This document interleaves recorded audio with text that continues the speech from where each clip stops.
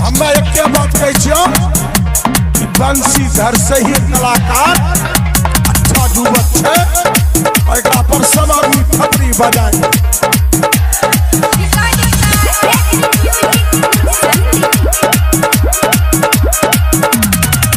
तोहर लहंगा छो लखनऊआ गे, तोहर चोली छो चमकौआ गे, चोली छो चमकौआ गे। तोहर लहंगा छो लखनऊआ गे, तोहर चोली छो चमकौआ गे।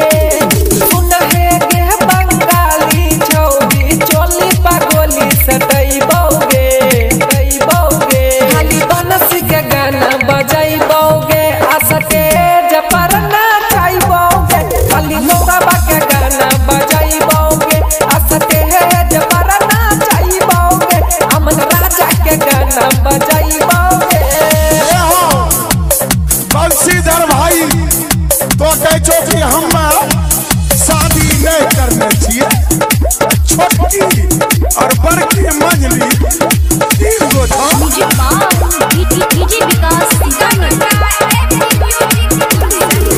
देखी लागल छे भीड़ बड़ा भारी गे, जनया बैठे लागल छे खेसारी गे, जनया बैठे लागल छे खेसारी गे।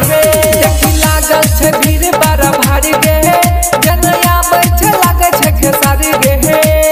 मनसोइया पर बनसोइया हम देहबौगे, आ स्टेज पर गोरकी बजा है लट चुमा लेहबौगे लेहबौगे। नहीं मन भीता कमर सजा अपन पिस्टल निकाल के देखोइबौगे देखोइबौगे। खाली बनसी के गाना बजैबौगे आ स्टेज पर नाचैबौगे। खाली नौरबा के गाना बजैबौगे आ स्टेज पर नाचैबौगे। अमन राजा के गाना बजैबौगे। शादी बंशीधर में नहीं करना चाहिए, मगर कलाकार तीन गो साथ में छे, ये लेके हाथ उठा दिलो बढ़िया भेलो।